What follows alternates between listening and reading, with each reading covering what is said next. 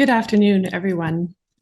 It is wonderful to have so many join us today for this conversation on educational pluralism and democracy. It's a pleasure to host you this afternoon.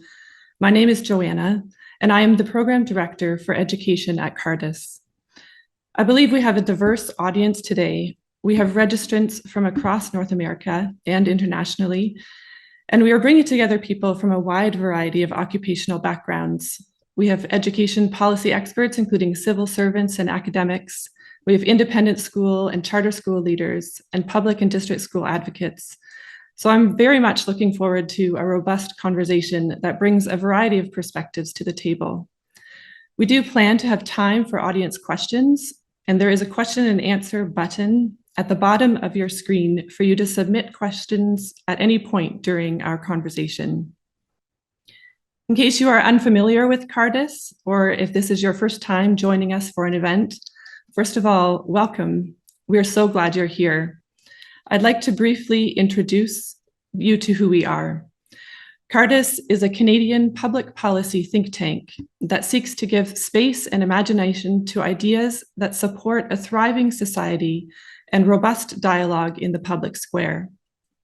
We engage in original research and policy development and public dialogue through events in a wide variety of institutional spheres, including education, work and economics, health, family, spirited citizenship, and religious communities. If what we do intrigues you, please do feel free to check out more of our work at www.cardus.ca. The Cardus education program operates out of a perspective that all education, regardless of sector or form of delivery, is engaged in the cultivation of a social good. It is busy with the formation and development of the next generation of citizens. To that end, we conduct original research and policy studies that are focused on three main areas: educational pluralism, educational excellence, and graduate outcomes. Our Cardus Education Survey, led by Dr. Lynn Swanner, is a leading survey exploring school sector effect on graduates aged 24 to 39, and we are very much looking forward to the publication of a new US-based iteration later this fall. It is truly an honor to host our guest today. Dr. Ashley Berner is a leading scholar on educational pluralism. She is director of the Johns Hopkins Institute for Education Policy, and she is an associate professor of education. She is the author of Pluralism and American Public Education, No One Way to School, published in 2017. And earlier this spring, Harvard Education Press released her latest book, Educational Pluralism and American Democracy: How to Handle Indoctrination, Promote Exposure, and Rebuild America's Schools, which we'll be talking about today. Dr. Berner is also the author of dozens of articles, books, book chapters, and op-eds, as well as a widely watched TEDx talk on citizenship formation, academic outcomes, pluralism, and the political theories of education in different national contexts. She led the design of the Institute's School Culture 360 and ELA and Social Studies knowledge maps. And she represents the Institute's work across the United States and consults regularly with international, federal, and state level agencies, NGOs, and school systems.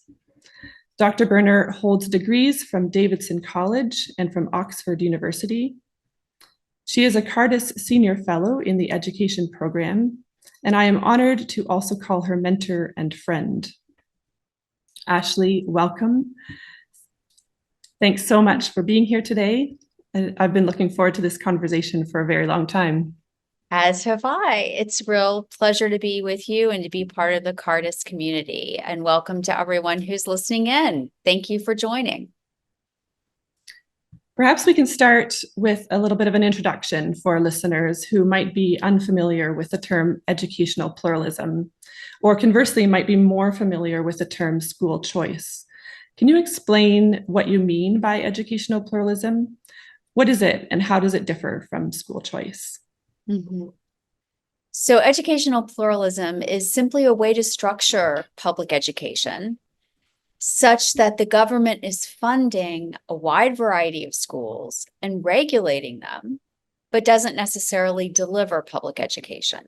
It's kind of easier to explain by example. So the Netherlands funds 36 different kinds of schools equally, whether they're Montessori or secular or Jewish reform or Catholic or Waldorf.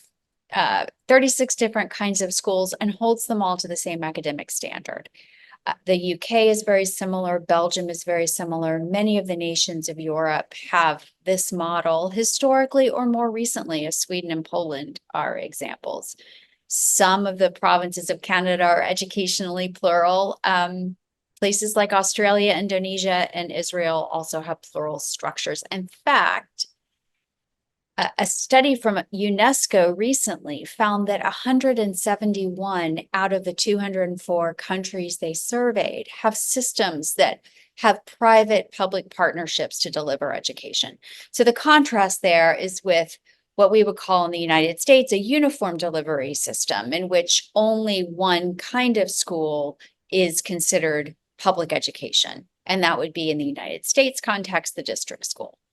So school choice and that kind of uniform delivery, school choice is asking for an exception to the norm of district school only models. So I would say it differs in that educational pluralism includes parent options and different models by design, but it also includes accountability by design.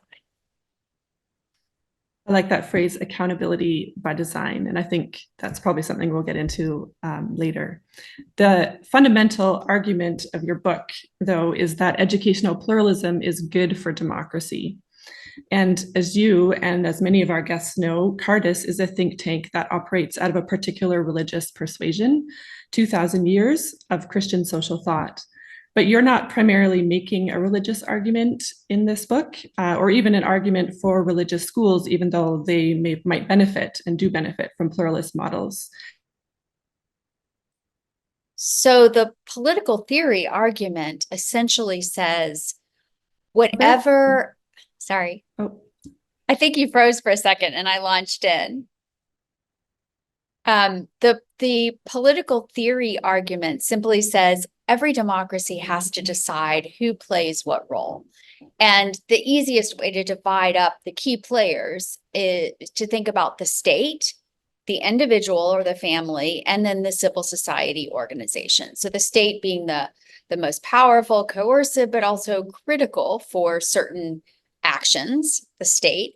The individual and family is self-explanatory. The civil society organizations are all of those voluntary associations that we participate in because we want to. We join the church, we join the synagogue, we join the bowling league or the Elks Club or whatever it is. And, historically, democratic theorists have placed a high value on civil society as important for democracy, that civil society helps us stand between the potential tyranny of the state and also the potential tyranny of the individual. Says there's a risk in both of those, right? So educational pluralism takes these components and says they're all important. They play different roles.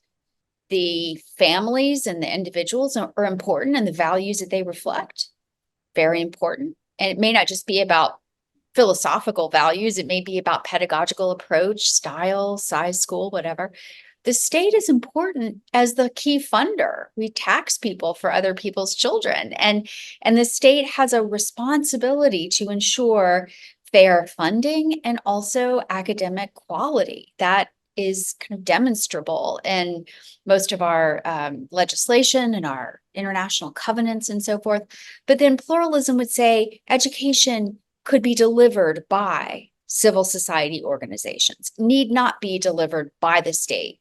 So I mentioned the Netherlands earlier. They fund 36 different kinds of schools. 30% of students in the Netherlands attend state schools. So there's always a role for direct state delivery.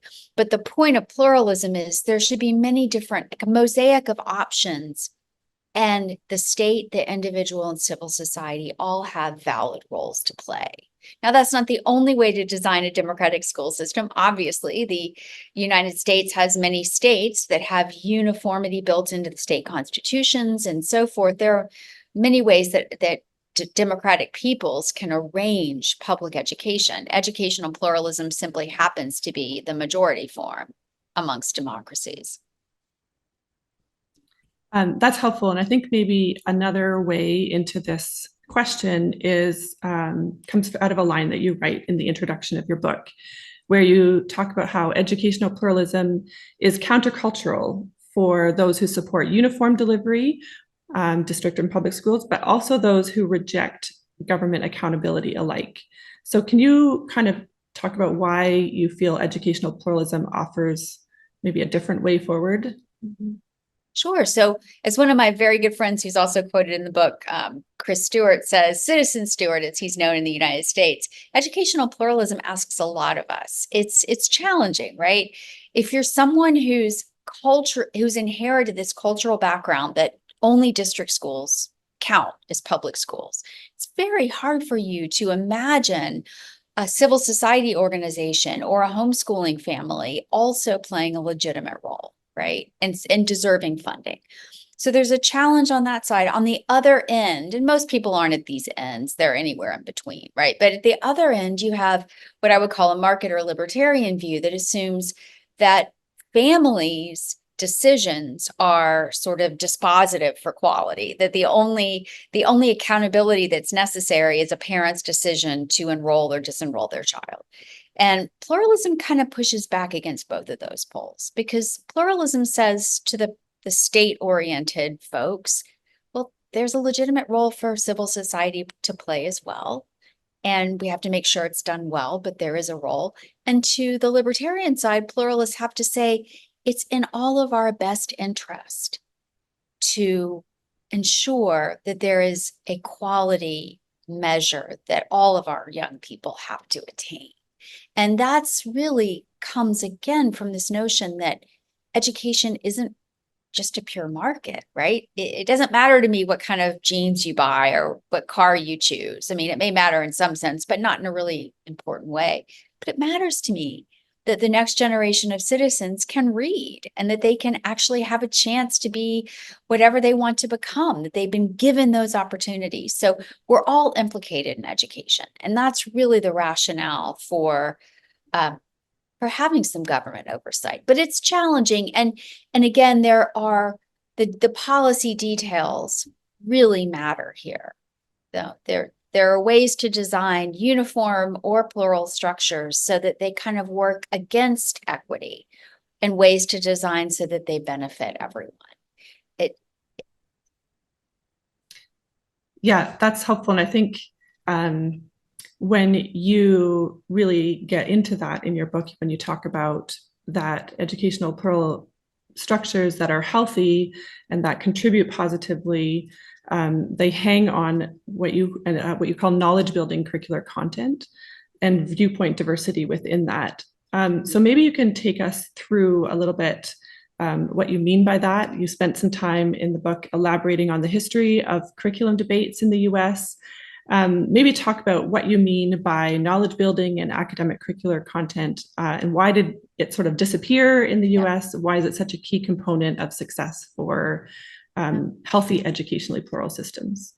Yes. Well, it's a huge part of the work, and it's something that our institute at Johns Hopkins spends a lot of time with across all the different school sectors, whether state and district or Catholic systems or charter systems, is ensuring that all young people have access to a rigorous knowledge building curriculum. So what does that mean? So a knowledge building curriculum is, I always look to Diane Ravitch, who's a major policy, a public intellectual in the United States. And she wrote a whole book called Left Back. And it's a very sad chronicle of the deterioration of the liberal arts in US K-12 education. And here's how she defines the academic curriculum, quote, "It is not rote or formalized methods, but rather the systematic study of language, literature, science, mathematics, history, the arts, foreign languages. These studies, commonly described as a liberal education or the liberal arts, convey important knowledge and skills, cultivate aesthetic imagination, and teach students to think critically and reflectively about the world. Now, I love Ravitch's book on this, and she sets the liberal arts curriculum against what I would call anything but the academic curriculum, but it takes different guises: skills and process, the process of learning how to learn over learning something in particular, the 21st century skills we hear sometimes, but sometimes we hear it's all about, it used to be social adjustment or social and emotional learning. That's what education is really about. And learning how to learn is the academic work as far as it goes. Now, there's a huge body of research suggesting that knowledge building, as it appears in a sequenced spiral liberal arts curriculum, that knowledge building has a meaningful impact on student achievement and positive impact on closing achievement gaps between wealthy and poor kids. So this role, this critical role of background knowledge about the world that plays in all of the things we want education to do: creating opportunity, closing achievement gaps, creating equity and excellence. The liberal arts in schools does this. Why?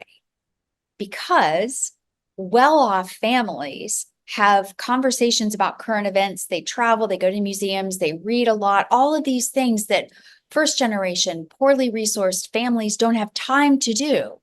And so that background knowledge is key to comprehension.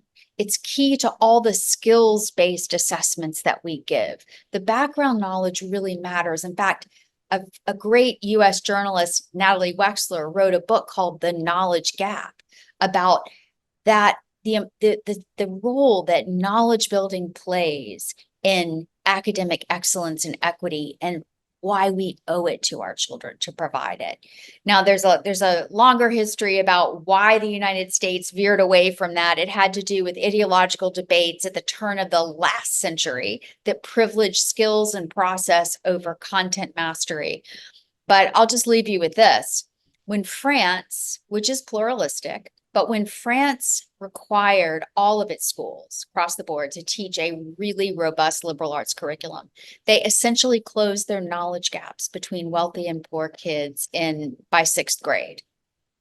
When France walked away from that and allowed project-based learning, teachers to create their own adventures and so forth, their achievement gaps widened, and the lowest income young people dropped off terribly.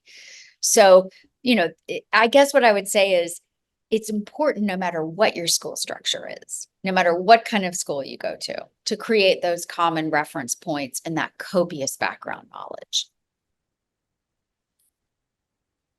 I think that you are hitting on something that I'd love for you to press in a little bit more. And that is, I think that there's so many debates in our culture, kind of culture war debates, where we assume that kind of a back to the basics or curriculum heavy approach is more right-leaning or libertarian approach, and a process oriented or approach is maybe associated maybe with more progressive thinking. And it seems to me that you're suggesting the opposite is actually true. So can you just talk a little bit more about the equitable aims of a knowledge building approach to curriculum, and what you mean by that and how that plays itself out? Sure. So a great example is the UK. When I was at Oxford, my children were in school there, so I got to see that the kind of curriculum that they have, an explicitly knowledge building curriculum. So, for example, every child in grade 1 has to learn about the Greeks and the Romans. And this is, across the country. Teachers have some real autonomy in how they deliver that, but it's really knowledge rich. And my children in first grade knew more about the Greeks and the Romans than many United States seniors in high school know. And so that's one example. And it's supported, it is a non-partisan issue. It is not a political issue. It can become. I mean, I think in the United States, we have problems around the culture wars around the curriculum for two reasons. First of all, we confuse indoctrination and exposure. And second of all, we haven't had this both and of distinctive schools and a knowledge-rich curriculum. These things really work together well when they're done right. They work together very well because a knowledge-rich curriculum, by definition, includes viewpoint diversity. It includes exposure to ideas that parents might not agree with, or that kids might not agree with, or that teachers might not agree with. But it's important to learn those things pedagogically and for democratic purposes. On the other hand, it's easier to absorb those ideas and encounter them in a school culture that families feel comfortable with, where there's alignment between parents' views and so forth. So the way this works in practice, most of the countries of Europe require comparative religion and ethics every year, K-12, or across the K-12 spectrum. They do that even while funding Jewish, Hindu, Islamic schools. So you might send your child to a state-funded Jewish school, but your child still has to learn what Greek Orthodoxy teaches or what Marxists believe. And I think when families have been through that themselves, they know, they understand that there's a vast difference between being taught something is true and simply being taught about it. And so at least in the United States, a lot of our parents now very, very confused about exposure to diverse ideas. But we know that exposure and democratic deliberation and debate in the classroom is critical for all of those civil tolerance and civic capacities that we need democracies to reproduce. I'm happy to go into more details. I'm just trying to give shorter answers so that you can ask more questions and questions from the audience. But yeah, and we'll certainly get to those. I think on this point, you talked quite significantly in the book about the social studies curriculum and the difference between shared content and shared narrative. So maybe you can sort of explain that difference and distinction that you make. Right. So there's curriculum is going to be contested. And, you know, one of the big contestations in the United States has been in the past few years around how we talk about difficult things like race and the United States' racist history and so forth. How do we tell the truth, the whole truth, and nothing but the truth in a way that is also empowering to young people? So how do we do that? And you know, there are very, very different approaches. You have some historians who would have us view the history of the United States through a racial essentialist lens, that race is the only dispositive factor, the only controlling factor in US history, that the Constitution was inherently racist and so forth. And then there are historians who would say, no, that discounts certain other factors like the abolitionist movement, the ambivalence that certain people signing the Constitution felt about slavery, all of those things, different ways to look at it. So my point in the book was simply, we're not going to agree about what the US history means. We're not going to have a shared narrative about where the United States is going and what it means to be an American, but we can have shared reference points.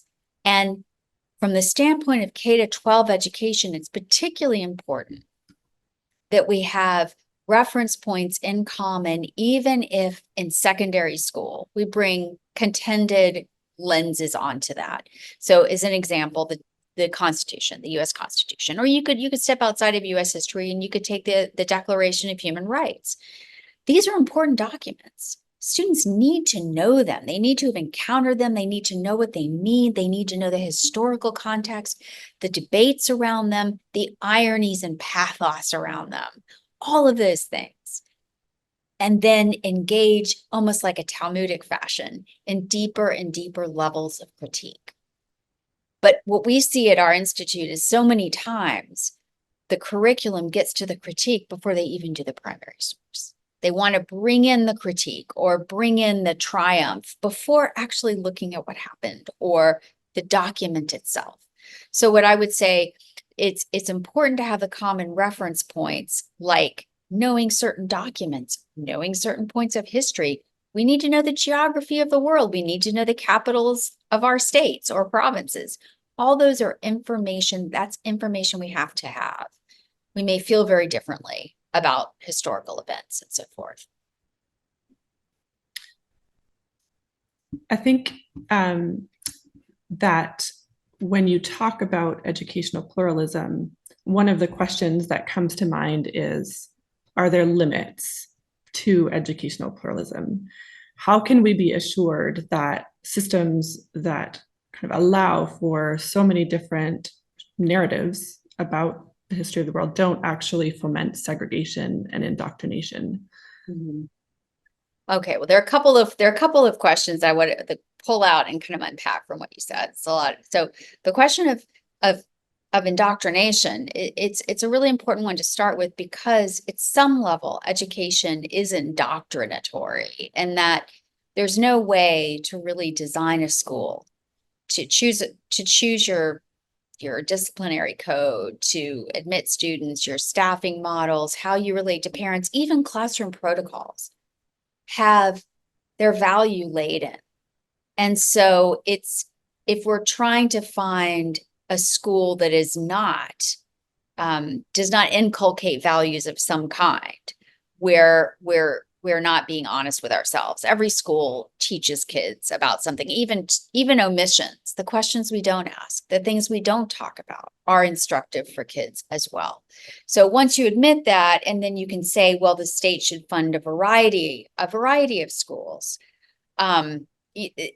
I think that kind of creates some space in the room around indoctrination. Now, the reason why educationally plural systems that are successful have common knowledge building, have that in common, sitting astride that, is to ensure precisely that there's something breaking in, that the schools do not become hermetically sealed, totalizing environments, that sure, the ethos of the school can be a certain way. That's appropriate, and that's actually helpful, at least in most cases.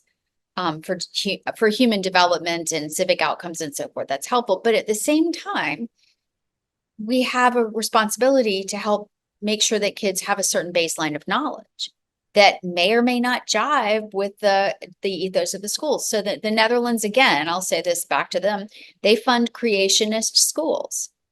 But every child in a creationist school has to demonstrate competent knowledge of evolutionary theory on a 4-stakes assessment. They don't have to believe it's true, but they have to know what it is. And that's part of becoming a citizen. So I think that's the kind of quick answer to the indoctrination piece. But I think more broadly, no matter how you design a school system, it is really important to look at those issues like racial segregation, SES segregation. And that applies whether it's uniform or plural. So residential assignment as a strategy, which is how many of the US systems are structured, that you go to school in your neighborhood, has a segregating effect. Unfortunately, many times even large urban high schools or large suburban high schools are segregated internally by the honors classes versus not. I mean, this is something that we live with and that we have to try to address under all circumstances. In a pluralistic system, certainly there are the way that I would think about how you limit what shouldn't be funded. Like, there's another way of asking the question of what schools should be off the table. So certainly there's always a within reason clause in education legislation that, yes, we're going to provide what parents want and need within reason. If there are 2 parents that want something, we're not going to fund a school for it, right? It's got to be socially reasonable. But then there are always going to be big swaths, maybe not big, but clear boundaries around what shouldn't be funded. So in the United States, racially discriminatory schools are not legal. And that's true even if they don't get state funding. And that's because we've had such a terrible history of racism in our schools that the federal courts have ruled, even private contracts are not allowed to be racially discriminatory, even if there's no government involved. It's just illegal. It gets a little messy when it comes to racially discriminatory homeschooling curricula. So we've had some cases in the states where, there were Nazi homeschoolers. And I mean, I'm not saying this sarcastically. This is an extreme outlying case, but the regulation that the state can do depends upon the laws and the regs that the state has about such things. Certainly, a school cannot be racially discriminatory as a school. So race is one, sedition's another. It's very hard to raise a sedition case in the United States. There's one in my book that was kind of the closest that we ever came to having a school considered seditious. It didn't hold. But other systems have different rules. So if you've had an occupying power, for example, then sometimes it's important in the years after an occupation to have all language be in the native language, for example. That does happen in some contexts. But certainly it's always important to ask, how are we serving the most vulnerable? How are we ensuring equitable access? That's a huge question. And it depends on the context, but yes, there's always going to be judgment about what schools should not be funded. I can give even more examples on other issues, but it's the right question to ask. And this is it's moving and changing right now. Yeah, that's helpful. It's a live public conversation, I think. You also you talk about when you begin your book, and I think it's maybe something to briefly get into before we hopefully get to some audience questions. But you begin your book with the sentence, "The United States, and I would argue Canada as well, needs a new conversation about education." So what are your hopes for this conversation, and what motivates you and excites you for its future? So what I love about the really healthy educationally plural systems is that they're not demeaning entire school sectors. So in the United States, we have education leaders from, district schools who diminish the role of charters or private or homeschoolers. We also have school choice advocates who talk about failing district schools. We have charter school sector leaders that don't want private school scholarships, and even our research is weaponized. And there's a lot of energy around competitive superiority and legitimacy. And what I'm hoping is that educational pluralism could give all of us a reason to say, you know what, all schools are important, all students are important. And our job is to help all schools succeed. So our peers in the UK don't compare Catholic school outcomes to Anglican school outcomes to state school outcomes. They're focused on helping all of the schools in the larger public square get better. So there's a lot of hope for me at the end of these policy debates. I think in the meantime, it's going to be contentious. It is contentious right now. In the meantime, we can find areas for cross-sector collaboration. And interestingly, to an earlier question that you asked, a knowledge building curriculum is one of those. It can be a potentially unifying force across school sectors with professional learning communities for teachers who are using a similar curriculum, for example.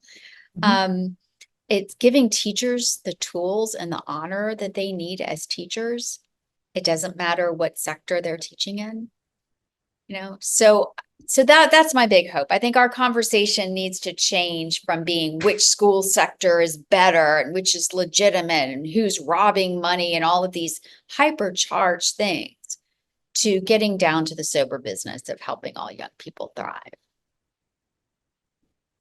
Thank you. I think we'll maybe start with an audience question that we have here. And then if there are a few more that come in, we can answer those as well. There's one here that says, historically, knowledge building curriculums have often been Eurocentric, especially in the United States. So how do we ensure that curriculums cover the experiences, joyful and challenging, of cultures outside the Eurocentric culture? For example, Rome and Greece often appear in curriculums, but rarely Kush in Africa. I concur. I think, it can be done. What I think we need to realize is that the great books approach, which is Eurocentric, has, we have to understand the kind of antecedents of US democracy. So it's helpful to know what the Greeks and Romans thought. It's helpful to know what the people who founded the United States, what their kind of body of knowledge was. But it's equally important that we hear voices from other places, and other literatures, other philosophies. Our institute reviews social studies and English language arts curricula, and we have found some really strong examples of the both and, where we have, say, the Aeneid or some of the Greek mythologies, for example, but we also have the Bluest Eye. We also have literature from Asia and Africa, and this is really important. Young people need to see themselves and their own role in their curriculum. So the question is the right question to ask. It shouldn't be either or, it should be both and. How can schools or teachers handle controversial topics? And why would you say it's important for them to do so? Okay, so there's something called the International Civics and Citizenship Education Survey. It's done by the same international body that does the TIMSS tests. And the United States hasn't participated since 1999, but they've done this wave after wave in many democracies every couple of years. There's a question set for young people, for students, called the Open Classroom Climate.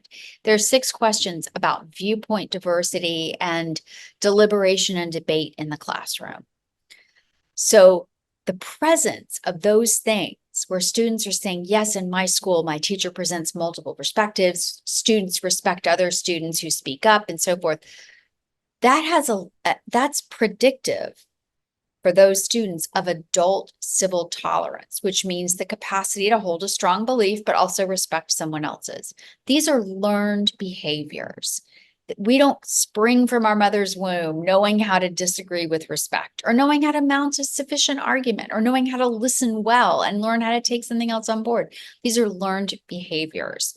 And when teachers aren't doing that, that's a missed opportunity for democracy and for young people's civic capacities.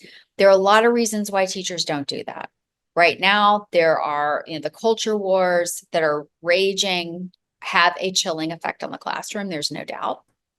Number 2, teachers need the content knowledge themselves to lead these kinds of conversations. And that's something else that school leaders can do, is to provide the background knowledge that allows teachers for deliberation and debate.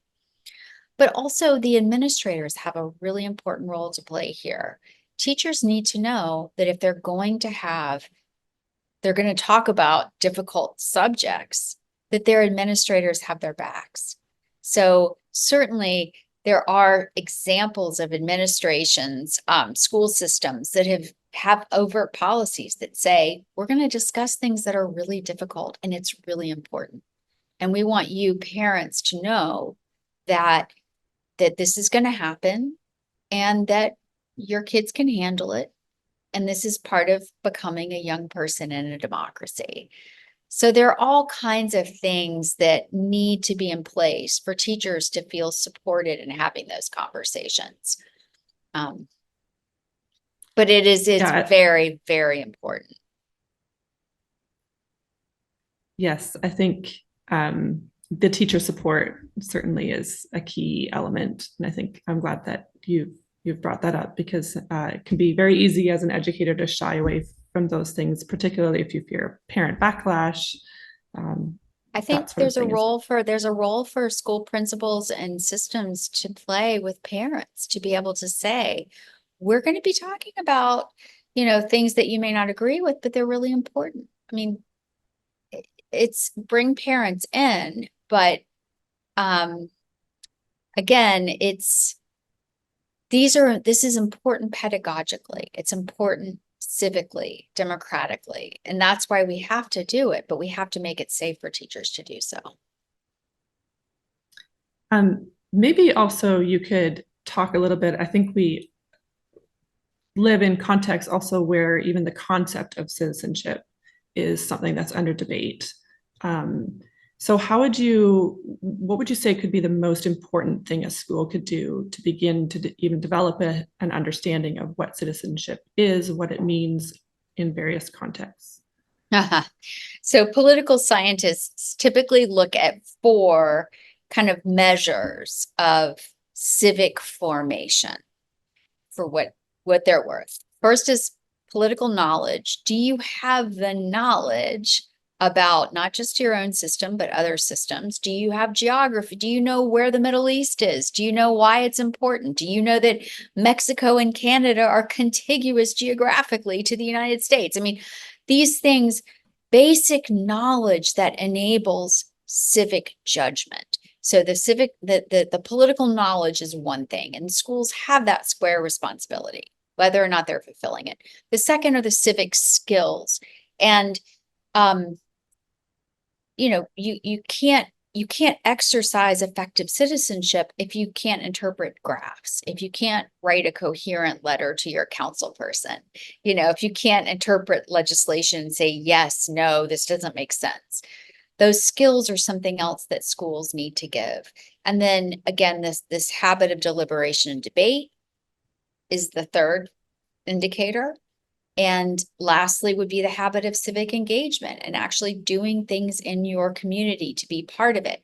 I think over top of that, the question is, back to this notion of a common narrative. Do we need to have a common narrative in order to do those things? I would say that a democracy is designed to have people in it who don't even believe in democracy. Okay. I mean, but I think the grant, obviously we, in the United States, certainly the freedom of belief is absolute, but we have a responsibility to at least give the next generation the knowledge, the skills, and the habits that can make them be effective, whatever they choose is their narrative. I will say that I don't think it's possible to critique your country unless you have some form of attachment to your country. So I do think that the weight of accepting the good, the bad, the ugly about your country should not be used to alienate you from your country. I mean, and again, we're talking about values and beliefs and attachments, and I am wary of the state control. And we have to be wary of the state saying this should be your highest priority, because patriotism takes different forms. So that's another way to flip it. What are the forms that democratic patriotism could take? What about civil disobedience? What about, the abolitionist movement? What about, objecting to the war and pacifism? There are all kinds of ways to dissent in a democracy. I think it's the questions of is a democracy meritorious in the first place? That's an argument that should be had. When I was in high school, we used to debate totalitarian dictatorships versus democracy. Teachers should have those kinds of debates. Read really intelligent people who vote for the command economy versus a capitalist economy, or who want, strong men, or a communist dictatorship versus, a republic. Or even read Bossuet and the kind of the sovereign monarch, the divine right of kings, the theory that monarchs were blessed by God, that monarchy was the form of government that was sanctioned. So, it's important to engage in those different theories. Absolutely. All right, we have some great audience questions here coming in. We'll start with this one. How can you encourage those at the periphery of life to participate in building schools that engage their contexts and promote their well-being?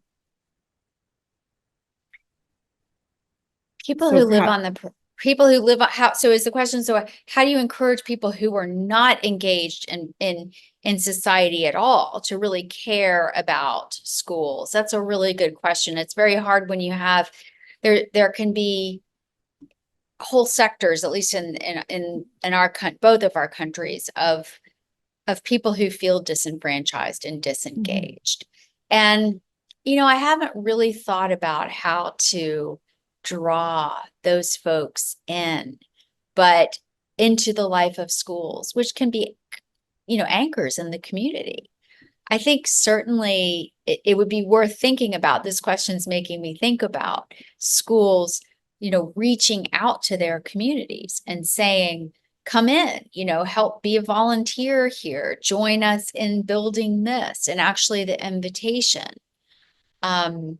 Certainly there are some examples of schools that have really rebuilt their neighborhoods. I wrote a piece about Indianapolis called "Can Pluralism Build Civil Society?" And it was about the way that different schools in Indianapolis recruited the neighborhood to kind of cohere around public health, around neighborhood safety and so forth. So, but I think that's a really good question. I haven't really thought about it that way. Thank you for asking that, whoever asked that. All right, we have a few more here.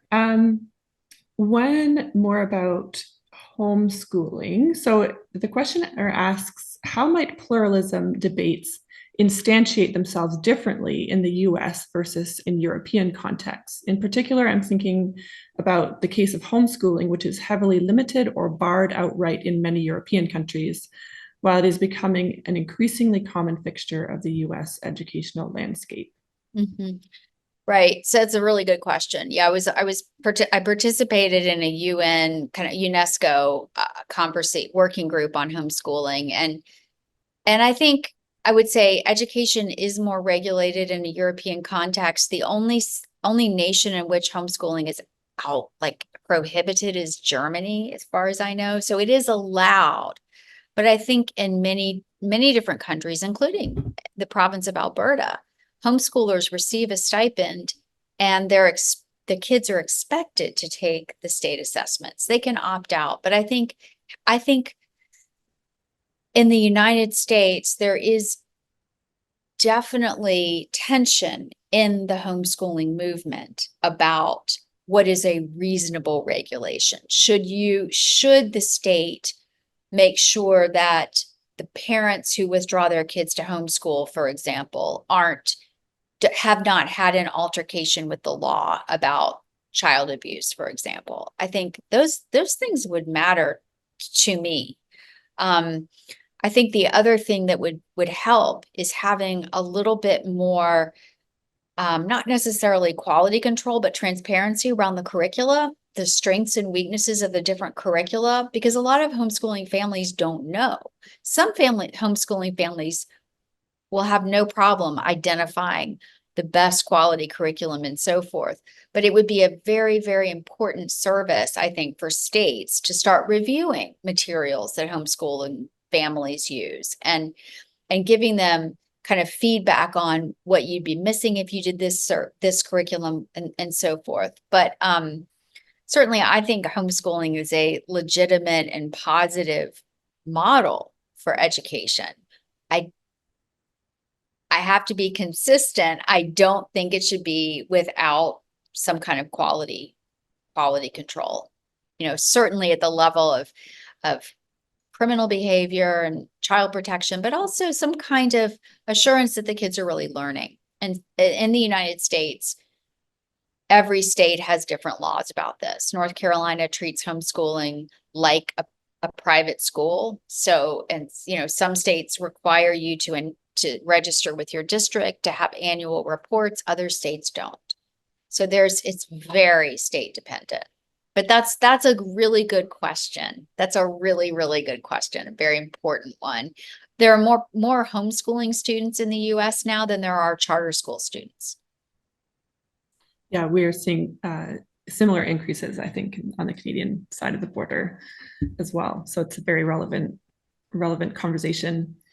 All right, we have few minutes left for a few more questions here. Do you think that increasing technology usage in schooling and the inherent globalization of technology usage in education might help or hinder pluralistic educational models or create a sort of global standardization of education?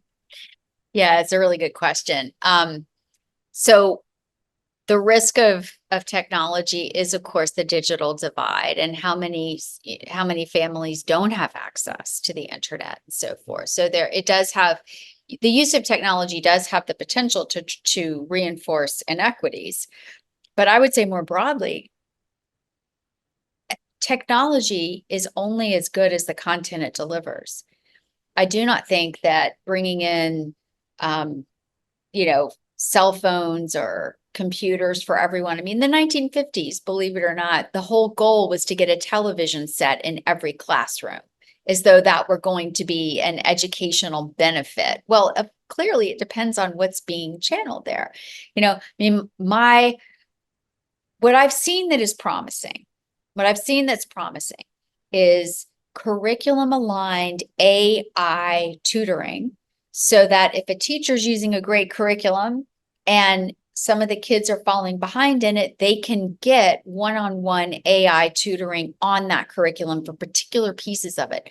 But I wouldn't ever want technology to replace the role of the teacher, of the instructor, because education is a social experience. We don't educate ourselves all on our own. So I'm all in for technology if it's used carefully and if it's used to drive, deep content. It's also valuable in places that gives, rural communities access to AP advanced placement courses, for example. There are a lot of good uses. But it's neither good nor bad. It depends. How's that? It depends. It depends. Yeah. It depends. Like everything else in education policy, it depends. Very good answer. All right. In your view, is it important for independent schools to contribute to the social good or common good as we seek to make the argument for recognition and equitable funding? I think this is a Canadian. Yeah, it absolutely is. And I think looking at the data, some of which has come out of Cardus, that by and large, independent schools do contribute to the common good. Australia, the federal government, is now the #1 provider of tuition funding for independent schools in the whole country, because those schools were having an outsized positive impact on low-income kids' academic outcomes. So, when you look at the alumni surveys about the school effect that Cardus has done, you see a school effect from independent schools as being net positive.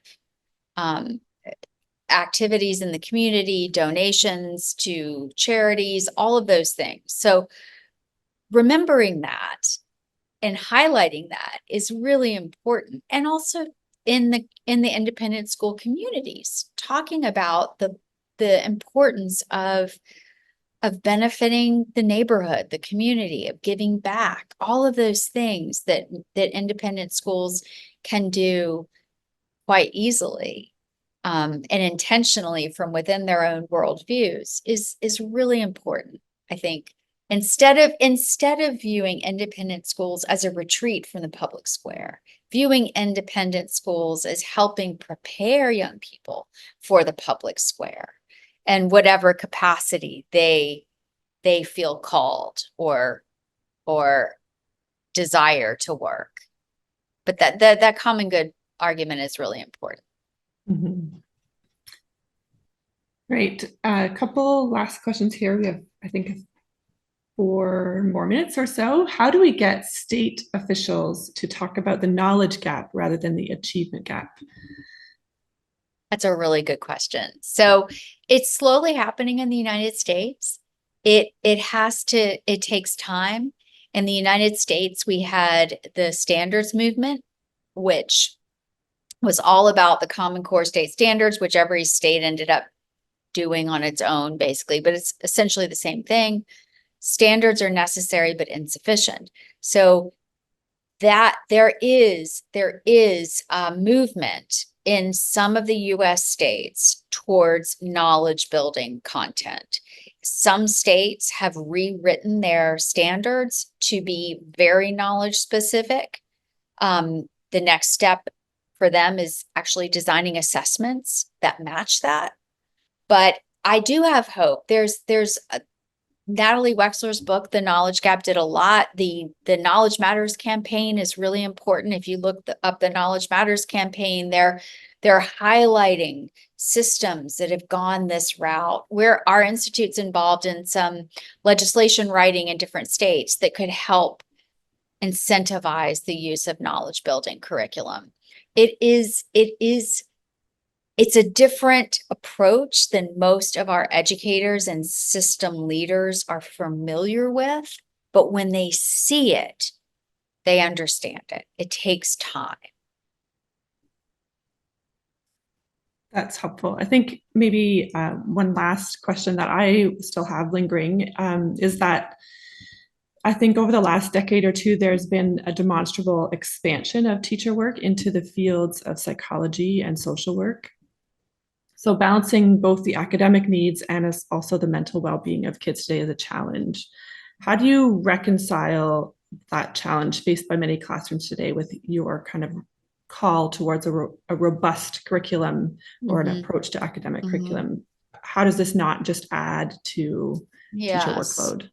That's a really important question. We ask teachers to do too many things for which they're not trained, and that they didn't go into the field to be a therapist, right? I mean, those of us who love teaching know that there's a certain amount of care that comes with it, but it's not, we have to fulfill our job of educating in terms of knowledge building. I think some of the better models that I've seen have created sort of staffing models where you have teachers who are really, really good at delivering, and those Socratic seminars and the knowledge building, who are leading classrooms that are larger with more kids, and then having smaller groups of students who are nurtured in sort of not just homeroom, but sort of advisories with teachers or para teachers who are really good at the nurturing side. So those roles are divided a little bit. We wrote about this in a paper that we released with Chiefs for Change called The Return. And it highlighted the work around what's called these opportunity cultures, where the classroom gets flipped. So you have master teachers who have reached more kids, but then you have smaller, more nurturing groups at the same time. So that's one really creative thing. I don't feel good about bolting on one more thing for teachers. SEL program here, add this, add restorative practices, add this. It's overwhelming, and we're asking too much of our educators. So it's a good question. Yeah. All right, I think that we're just about out of time. I wanted to just thank you once again, Ashley, for your time, for sharing your thoughts and your expertise with us. I hope that all of our attendees today have found it helpful and informative, if not thought-provoking. And we look forward to connecting with you again sometime soon. Take care, everyone. Thank you. Thank you, Ashley.